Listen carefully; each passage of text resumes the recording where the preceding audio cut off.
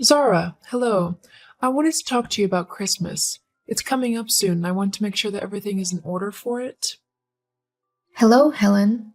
Yes, for the 10th time, I've got everything under control. It's just, this is the first time that you're hosting Christmas, and we don't want anything to go wrong now, do we?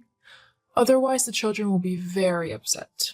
Not to mention that a lot of other people are looking forward to this occasion, and we don't want to end up eating burnt or undercooked food. That won't happen, Helen. I know what I'm doing. I have cooked before. Yes, I know. But this is for a lot more people. There's a special knack for cooking for 12 plus people. With your limited experience, I would be surprised if you could do it for the first time. We're definitely going to need my help. I'll be okay, Helen. And you don't need to worry about me. When I was younger, I helped my mom cook Christmas dinner for our family, and there were at least 10 of us every year then. So it'll be just like that. Yes, but I know what my family likes. Let's face it, I don't think you could make a Christmas dinner that they are going to enjoy. In fact, we'll all probably end up going back home hungry still. I think it might be better if I did the turkey at least. That way everyone will be able to eat the main part of the meal. Helen, honestly, it'll be okay. I've cooked turkey enough times to know how to do it properly. Fine. If you think you know how to do it so well, tell me, what temperature does it need to cook at? Seriously? You're actually going to make me tell you how I cook a turkey? Yes. I want to know that my family and I aren't going to get food poisoning because of you. I'd rather not spend my Christmas day being sick everywhere. I cook the turkey at 356 degrees Fahrenheit over the course of a few hours, basting it every hour so that it remains juicy. Is that okay? Well, if you really want it to remain juicy, then you should baste it every half an hour. That's how I do it, and my family loves the turkey. Yes, well, I do it every hour and it turns out perfectly fine. Besides, I'll be making the sides too, and I also want to spend a bit of time with my family so that we can actually enjoy the day together. Well, with that half-assed attitude, I doubt the food will be okay. Meaning, If you're going to insist on cooking such an important meal, then you need to be dedicated to it all day, until it's served. You can't just do things half-heartedly. You can spend time with Mike and the kids after the dinner's done. excuse you, but I will spend my day however I want it. The food will be fine. I'll prep a lot of it the night before so that there isn't a lot to do on the day. You can't do that. Why not? All of the veggies will brown and dry out. No, you need to do it on the day so it's as fresh as possible. Helen, that just won't be possible, especially with a 3-year-old and a 5-year-old. I've prepared meals like this before, and they've all turned out fine. This one will be no different. Now, I need to go, so I can't talk any longer. I'll see you at Christmas. Very well. I'll see you at Christmas. Just be sure that there's extra room in the oven for my backup turkey. What do you mean your backup turkey?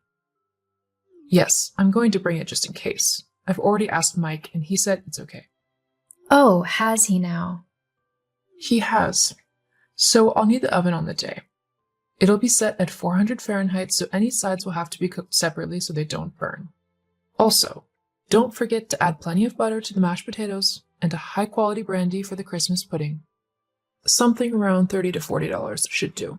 Anything cheaper just tastes disgusting, and my family and I will know, and then Christmas will be ruined. You don't want that, do you? I'm afraid you can't do that. I'm going to need all the oven space I have. So if you want to bring your own turkey, you'll have to cook it at your house. Fine then. I must say that you are very rude. I'm your mother-in-law, so you should treat me with a lot more respect than you do. Honestly, I don't know what my son sees in you. He should have never married you. Well, that's not a nice thing to say now, is it? It doesn't matter. I bet he never told you, but I'd found him a wonderful girl to go out with. I even set them up on a date. Lily was truly wonderful. She would have fit into the family nicely too, unlike you. But for some reason, Mike simply didn't like her as much as he should have. Honestly, I blame you. If only things had worked out between them. Hang on. Mike went out with someone else? When? Was I seeing him then? You might have been around then. but I knew that Lily was the one that Mike was truly supposed to be with. Well then, I've got to go. Goodbye, Helen. Goodbye.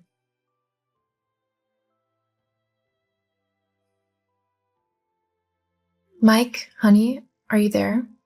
Hey, sweetie, how's your day going? Well, not the best, to be honest. Just now, while I was trying to shop for some of the kids' presents, I had your mom message me, telling me all about how she thinks that I'm going to do the Christmas dinner wrong and how none of your family will like what I cook. God, I'm so sorry, Czar. Honestly, don't listen to her. Everyone will love your cooking. I know I do. In fact, I'd have to say you're a better cook than my mom has ever been. Really? Yeah, in my opinion, my mom actually burns the food whenever she cooks it. There's always a bitter taste that goes with it. Plus, this is our first time hosting Christmas, so I'll definitely be around to help if you need or want it. But your mom said that she had asked you if she could cook a backup turkey in our oven and that you had said yes? Oh, hang on a minute. I never said anything about her cooking a spare turkey in our oven. We're gonna need that space for the rest of the food. This is the first time that I'm hearing anything about her doing that. She's not texting me to ask at all. So you didn't tell her she could do that? No, not at all. I know how important this day is to you, and I never do anything to take it away from you. Thank you, Mike. You really are the best husband. I know.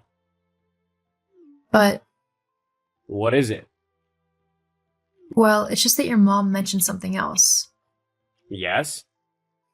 She said that she set you up on a date with a woman called Lily, and that she did it whilst you were seeing me? Jeez, she told you about that? So it's true? You were dating other people when we were going out? No, I promise. Look, my mom did set me up with her, but I swear that I had no clue about what she was doing. It was a surprise blind date. My mom asked me to meet her at a restaurant so we could have dinner together, but when I got there, she told me she wasn't going and that there was a young woman in her place. I was mortified at what she'd done, so I immediately told Lily that I was already in a happy relationship and that I wouldn't leave you for the world. But why didn't you tell me about it? I guess I didn't want to taint your opinion of my mom. We'd only been going out for a few months, and I didn't want you to think that my mom hated you. I see. I guess I see where you're coming from. It would have been a bit awkward. But I know for sure she hates me now. I'll be surprised if she doesn't turn up with an entire Christmas dinner. Well, this has gone on long enough. I'll not have my own mom disrespecting my wife like this. And to even try and interfere with our marriage and make you doubt my love for you, that's definitely a big no. She needs to be taught a lesson. But what can we do? Well, Christmas is coming up. Do you mean uninvite her? I think it might be the best option, especially if she's not going to respect us as a couple. I don't want someone so hateful and disrespectful around us during the holidays. If she wants to come, then she needs to apologize to you first. Thank you, sweetie. I'm so grateful you're willing to stick up for me. Hey, I love you. Besides, I had to grow up with my mom, so I know what she's like. I'll let her know our decision tomorrow. Okay, I'll see you soon then. Love you. I love you too.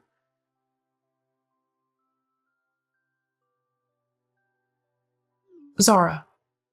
Zara, pick your phone up now. Oh, hello, Helen. How can I help you? Cut the goody two-shoes act. You know what you've done.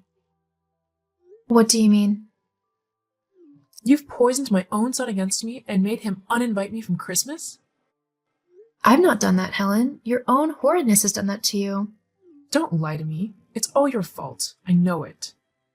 All I told him was what you said yesterday about how you were going to bring another turkey to undermine me, and how you tried to get me to doubt him by telling me about that Lily girl. He didn't need to know that, though. Look, you can come to Christmas at ours once you've apologized to me. Apologize for what? For being horrid and trying to take over Christmas despite it being very important to me. I'm not apologizing. You're a horrible girl, and I wish my son had never met you. I'm sorry you feel that way when I've been nothing but kind to you. Whatever. I'll just invite everyone over to mine and we'll see what a good Christmas you have then. You can do that if you want. I'll have my family around me, and that's all me and Mike need. Ugh, I seriously hate you. I see. Well, I'm not too fond of you either at the minute, so I'm going to go. I hope you have a nice Christmas, Helen. Goodbye. Well, I hope yours is rubbish. Well, you won't be there, so I don't think that's possible. Why, you... Just you wait and see.